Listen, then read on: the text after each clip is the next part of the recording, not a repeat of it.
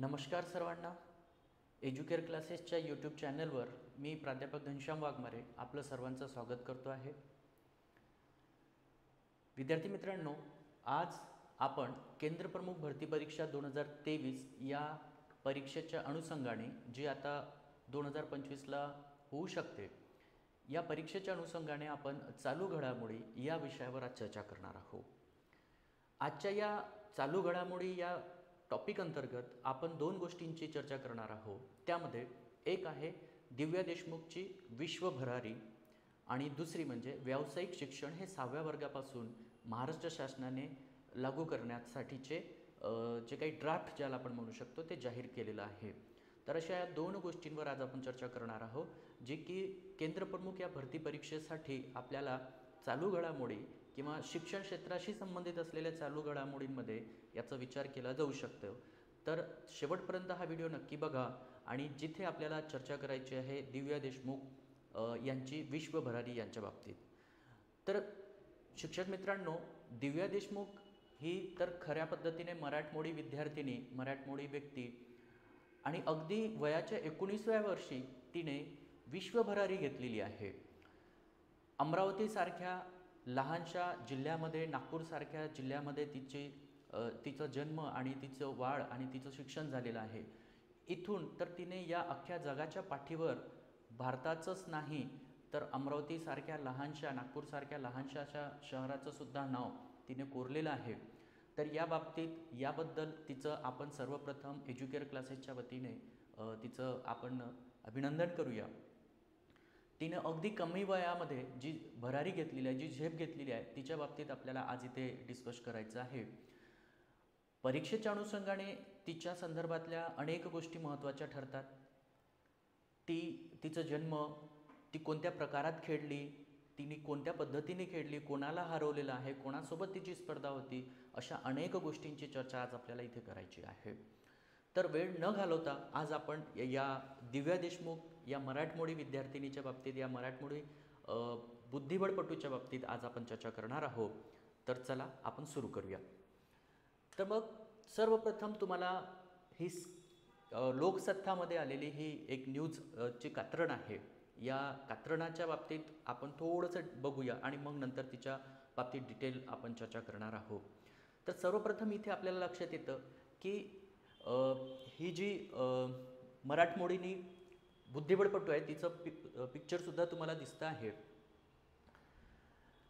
हिने जी विश्वामध्ये जी भरारी घेतलेली आहे बुद्धिबळ या खेळाच्या क्षेत्रामध्ये, तर तिचं जे नावलौकिक झालेलं आहे, या नावलौकिकाचं मागचं कारण काय आहे आणि ती कशा पद्धतीने इथपर्यंत पोहोचलेली आहे, याचं छोट्या छोट्या गोष्टी आपण बघणार आहोत. तर इथे लक्षात घ्या विद्यार्थी मित्रांनो की विश्वचषक जेतेपदाबरोबरच ग्रँड मास्टर किताबावरही मोहर उमटवलेली आहे दिव्या देशमुखनी. आणि हिची जी घोडदौड आहे ती अतिशय अद्भुत आहे, अविश्वसनीय आहे असं आपण मानू शकतो. कारण तिने जिला हरवलेलं आहे ती पण भारतीयच होती आणि तिच्या वयाच्या दुप्पट वयाने असलेल्या खेळाडूला हरवणे म्हणजे साधी गोष्ट नाही आहे.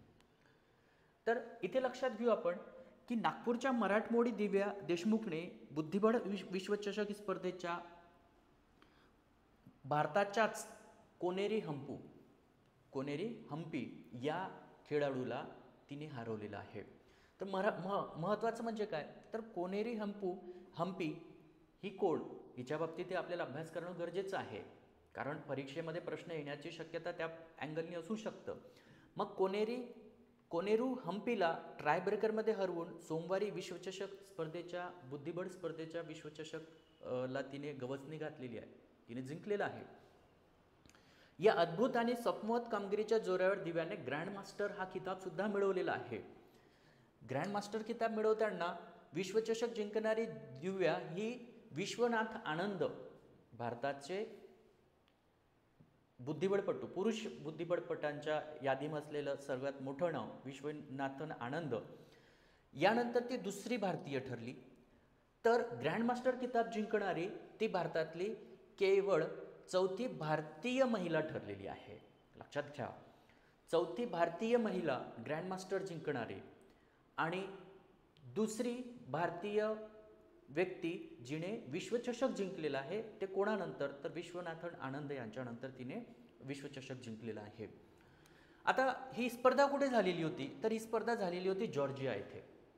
तर हा नाव सुद्धा तुम्हाला लक्षात ठेवणे गरजेचं आहे की जॉर्जिया येथे झालेल्या स्पर्धेच्या सुरुवातीसच दिव्याकडून एक साधारण पद्धतीची अपेक्षा होती की ती या स्पर्धेमध्ये काहीतरी चांगलं करू शकते, पण किती चांगलं करेल याची शाश्वती नव्हती, याचा अंदाज नव्हता, कारण ती या स्पर्धेमध्ये प्रथमतःच भाग घेत होती, सहभागी होत होती. तर परंतु कोनेरू हम्पी, हरिका द्रोणावली आणि आर वैशाली या भारतीय ग्रँडमास्टर बुद्धिबळपटू, किमान अर्धा डझन उत्कृष्ट चीनी प्रतिस्पर्धी तसेच इतर अनेक देशांच्या दिग्गज पटूंच्या गर्दीत दिव्याकडून अजिंक्यपदाच्या अपेक्षा अजिबात बाळगल्या जात नव्हत्या.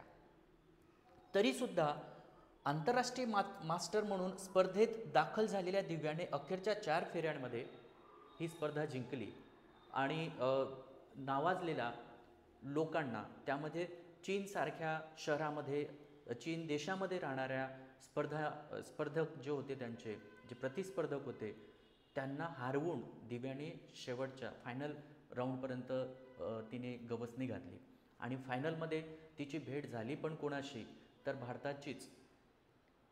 भारताचीच खेळाडू कोनेरू हम्पी हिच्यासोबत तिचं फायनल जे खेळ होतं ते तिच्यासोबत झालं आणि दिव्याने कोनेरू हम्पीला सुद्धा हरवलं आणि तिने पहिल्यांदा तिने आपल्या या विश्वचषकावर आपलं नाव कोरलं. अशी अगदी कमी वयाची असलेली ही बुद्धिबळपटू जिने संपूर्ण जगामध्ये आपलं नाव कोरलेलं आहे, हिचं कौतुक करणे आपल्यासाठी अतिशय आनंदाची बाब आहे, कारण ती महाराष्ट्रीयन आहे. त्यातल्या त्यात ती अमरावती आणि नागपूर शहरापासून तिचं वाढविकास झालेला आहे, तिचा जन्म झालेला आहे, तिचं शिक्षण झालेलं आहे. मग आता पुढे जाऊ आपण आणि पुढे आपण बघूया की दिव्याच्या बाबतीत असलेल्या या काही बेसिक गोष्टी आहेत ज्या आपल्याला परीक्षेच्या अँगलने, परीक्षेच्या दृष्टिकोनातून महत्त्वपूर्ण ठरतात आणि ह्या गोष्टी आपल्याला आवश्यक आहे माहिती करून घेणे, याचं नॉलेज आपल्याला असणं गरजेचं आहे. तर सर्वप्रथम आपण बघूया दिव्या देशमुख हिच्या बाबतीत असलेल्या काही बेसिक गोष्टी की ज्या या स्पर्धेच्या संदर्भात तिच्याशी संबंधित आहेत. आता जर आपण विचार केला तर दिव्या देशमुख हिने दुसऱ्या डावात काळ्या मोहऱ्यांनी खेळताना, बघा कोणत्या मोहऱ्यांनी, काळ्या मोहऱ्यांनी खेळताना दिव्याने 2 वेळा जागतिक जलद म्हणजे स्पीडमध्ये जे खेळ, रॅपिड ज्याला म्हटलं जातं, या प्रारूपातील विजेती असलेल्या हम्पीला पराभवाचा धक्का दिला. म्हणजे जागतिक जलद प्रारूपातील विजेती असलेल्या हम्पीला, म्हणजे हम्पी ही या आधी सुद्धा जागतिक लेवलवर रॅपिड या खेळामध्ये, ती बुद्धिबळच्या रॅपिड या खेळामध्ये ती जिंकलेली होती, पण अशा अनुभवी खेळाडूला सुद्धा दिव्याने हार दिली, म्हणजे तिच्यावर मात केली. आणि तिच्यावर मात करताना तिने कोणत्या मोहऱ्यांनी खेळली, तर काळ्या मोहऱ्यांनी खेळली. तर सोबतच जर आपण विचार केला तर हम्पीने कोणत्या मोहऱ्यांनी खेळली, तर हम्पी पांढऱ्या मोहऱ्यांनी खेळलेली होती. ओके, तर दिव्याचे मोहरे जे होते ते काळे होते आणि हम्पीचे मोहरे जे होते ते पांढरे होते. त्यानंतर दिव्याने एकूण 2.5 आणि 1.5 असा विजय साकारला. 2.5 आणि 1.5 या असा विजय तिने साकारलेला आहे. दिव्याने ही स्पर्धा जिंकत ग्रँडमास्टर हा किताब सुद्धा मिळवला. सोबतच ती किताब मिळवणारी भारताची 88वी खेळाडू ठरली. भारताची 88वी खेळाडू ठरली. विश्वचषक जिंकणारी भारताची दुसरी खेळाडू ठरली. विश्वनाथन आनंद यांच्यानंतर दुसरी. महिलांच्या रांगेमध्ये जर विचार केला तर ग्रँडमास्टर जिंकणारी महिलांच्या यादीनंतर जर विचार केला तर ती चौथी ठरते. आणि ग्रँडमास्टर मिळवणारी जर आपण विचार केला तर ती भारताची 88वी खेळाडू ठरते. हम्पी, द्रोणावली, हरिका आणि आर वैशाली नंतर तिचा महिलांच्या बुद्धिबळपटूमध्ये चौथा क्रमांक लागतो. म्हणजे आतापर्यंत जितकेही ग्रँडमास्टर जिंकलेले असतील तर ते ग्रँडमास्टर मॅक्सिमम पुरुषांनी जिंकलेले आहेत, पण महिलांच्या बाबतीत जर विचार केला तर चौथी महिला ठरते दिव्या देशमुख ग्रँडमास्टर मिळवणारी. आणि एकूण जर विचार केला तर 88वी खेळाडू ठरते ती भारताची. विश्वचषकाची अंतिम फेरी गाठताच दिव्या आणि हम्पी यांनी पुढील वर्षी होणाऱ्या कॅन्डिडेट स्पर्धेतील आपले स्थान निश्चित केलेले आहे. ज्या पद्धतीने विश्वचषकाची अंतिम फेरी गाठली दोघींनी, कोणी, कोनेरी हम्पी आणि दिव्या देशमुखने, तर यासोबतच त्यांचं पुढच्या वर्षी होणाऱ्या कॅन्डिडेट या स्पर्धेसाठी ते तिथे पात्र ठरले आणि पुढच्या वर्षी जे कॅन्डिडेट स्पर्धा होणार आहेत त्यामध्ये ते सहभागी होणारच आहे. तर अशा पद्धतीचे हे बेसिक काही गोष्टी आहेत दिव्या देशमुखच्या बाबतीत. सोबतच तिच्या नंबरिंगच्या बाबतीत आहे. दुसरी विश्वचषक जिंकणारी भारताची दुसरी खेळाडू ठरली आणि एकूण 88वी खेळाडू आहे ती ग्रँडमास्टर जिंकणारी. आणि महिलांमध्ये जर विचार केला तर ग्रँडमास्टर खिताब जिंकणारी ती चौथी खेळाडू ठरते महिलांमध्ये. आता दिव्याची ही जी घोडदौड आहे या घोडदौडीनुसार आपण जर विचार केला तर तिचं कारकीर्द कसं सुरू झालं आणि कुठपर्यंत ती आली हे तुम्हाला समजेल. तर 2020मध्ये ऑलिम्पियाडच्या सुवर्णपदक विजेत्या संघाची ती सदस्य बनली. 2021मध्ये आंतरराष्ट्रीय मास्टर म्हणून तिला ख्याती मिळाली. 2022मध्ये इंडियन चेस स्पर्धेत जेतेपद मिळवलं तिनं, ती जिंकली इंडियन चेस स्पर्धेमध्ये.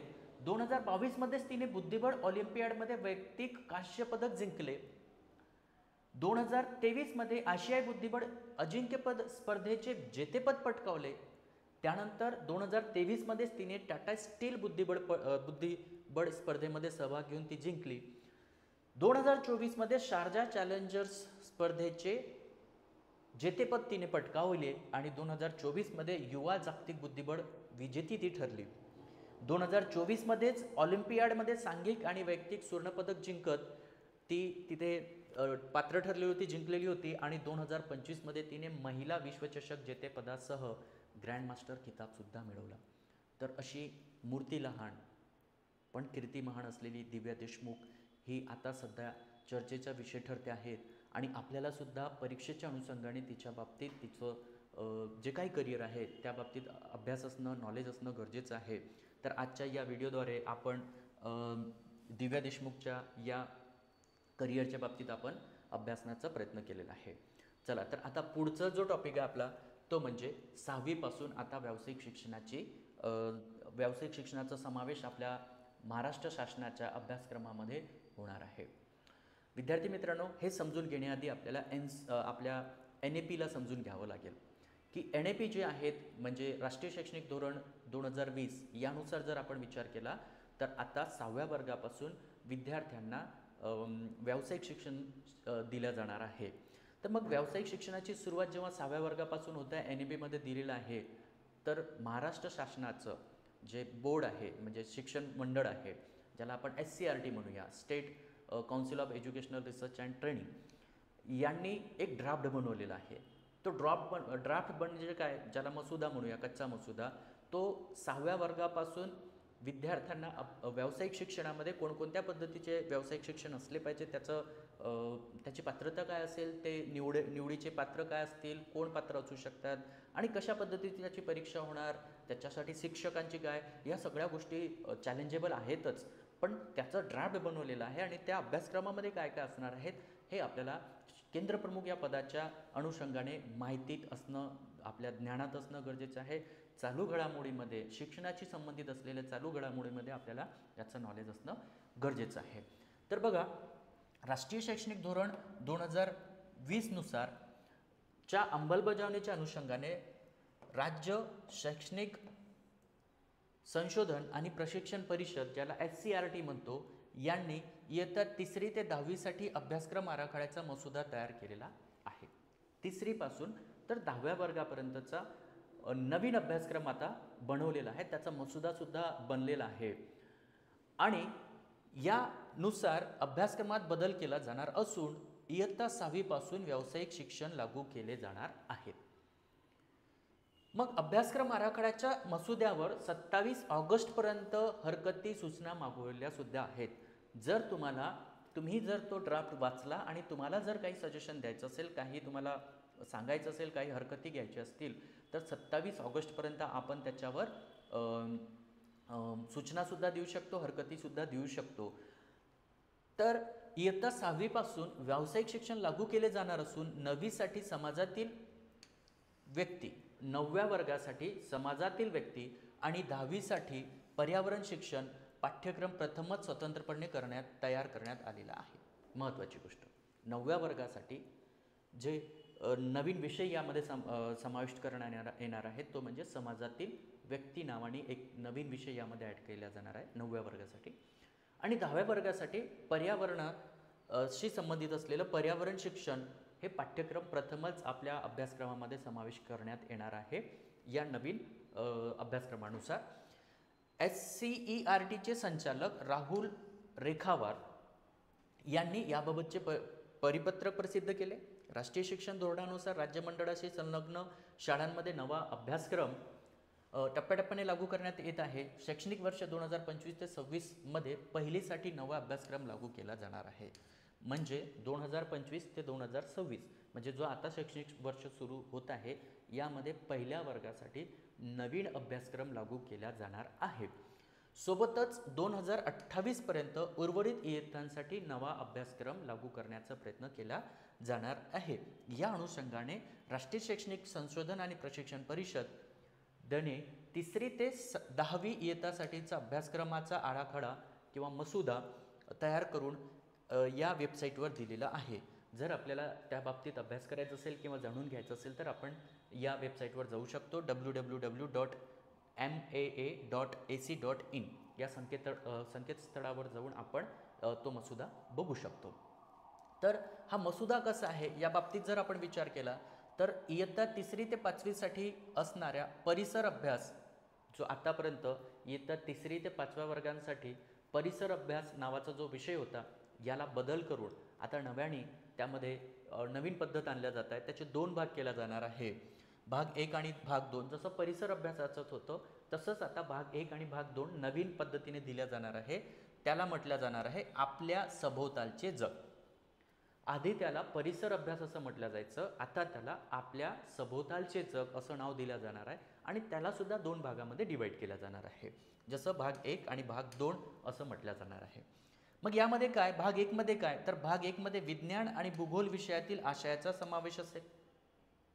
भूगोल आणि विज्ञान याच्याशी संबंधित असलेलं जे बेसिक नॉलेज आहे याचा आशयाचा यामध्ये समावेश असणार आहे. तर भाग 2 मध्ये इतिहास व नागरिकशास्त्र विषयाच्या आशयाचं इयत्ता 4थी पासून समावेश राहणार आहे. त्यानंतर इयत्ता 4थी मध्ये शिवछत्रपती हे पाठ्यपुस्तक कायम राहणार आहे. म्हणजे जे 4थ्या वर्गातलं जे अभ्यासक्रमामध्ये आता सध्या जे शिवछत्रपती नावाचं जे अभ्यासक्रम आहे ते अभ्यासक्रम जशाच्या तशाच पद्धतीने कायम राहणार आहे. इयत्ता 6वी पासून इतिहास, भूगोल आणि नागरिकशास्त्र या विषयांसाठी, तर इयत्ता 9वी पासून राज्यशास्त्र, अर्थशास्त्र या विषयांसाठी स्वतंत्र अभ्यासक्रम तयार केला जाणार आहे, तो लागू केला जाणार आहे. म्हणजे काय, इयत्ता 6वी पासून इतिहास, भूगोल आणि नागरिकशास्त्र हे विषय राहणार अभ्यासात.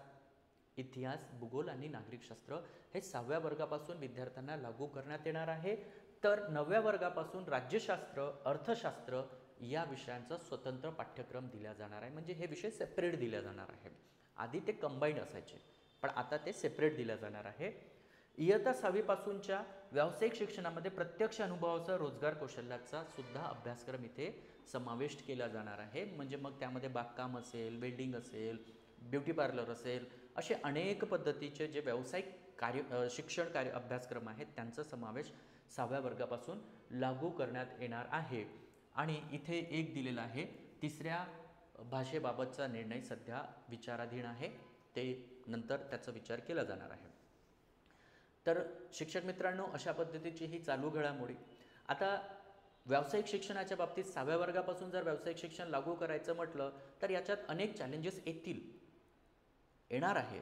मग तुम्हाला परीक्षेच्या दृष्टिकोनातून त्या चॅलेंजेसचाही बाबतीत विचार करणं गरजेचं आहे. कारण कदाचित उपयोजनात्मक प्रश्न आला तर तुमच्या नॉलेजमध्ये हे तर असणार, पण याचा फायदा काय, याचा तोटा काय, असं जर परीक्षेमध्ये प्रश्न आला तर त्या बाबतीतही तुमचं विचार असणं गरजेचं आहे. आणि मग त्यामध्ये तुम्हाला अपेक्षित आहे की NAP नुसार जर आपण 6व्या वर्गापासून व्यावसायिक शिक्षण लावत आहोत, अप्लायमध्ये आणत आहोत, मग प्रश्न असा आहे की शिक्षक आणणार कुठं. कारण व्यावसायिक शिक्षणामध्ये जर आपल्याला विद्यार्थ्यांना व्यावसायिक शिक्षण द्यायचं असेल तर त्या क्षेत्रातले आपल्याला मास्टर्स लागतील. समजा जर विद्यार्थ्यांनी विचार केला की मला माती कामाच्या बाबतीत मास्टर म्हणजे शिक्षण घ्यायचं आहे, व्यावसायिक शिक्षण, किंवा एखाद्याला वेल्डिंगच्या बाबतीत घ्यायचं आहे, एखाद्याला मोटर मेकॅनिक व्हायचं असेल, त्याच्या बाबतीत बेसिक नॉलेज घ्यायचं असेल, तर असे शिक्षक आणणार कुठं आपण? आणि मग यामध्ये सगळ्यात महत्त्वाची गोष्ट की ड्राफ्टमध्ये काय अपेक्षित आहे, कोणकोणते कोर्सेस आणि ते कशा पद्धतीने निवडले गेले पाहिजे, हा ड्राफ्ट आपल्याला वाचणं गरजेचं आहे.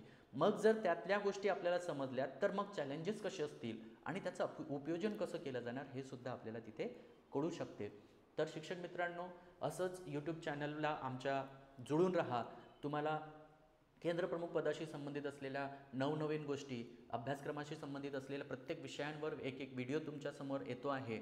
आपण त्या व्हिडिओच्या मार्फत आपल्या अभ्यासाला गती मिळावी यासाठी आम्हीसुद्धा प्रयत्न करतो आहे. आपणसुद्धा प्रयत्न करत राहा आणि परीक्षा लवकरच होणार आहे, तर त्या परीक्षेची तयारीसुद्धा तुम्ही चांगल्या पद्धतीने करावी हीच अपेक्षा. थांबतो. नमस्कार.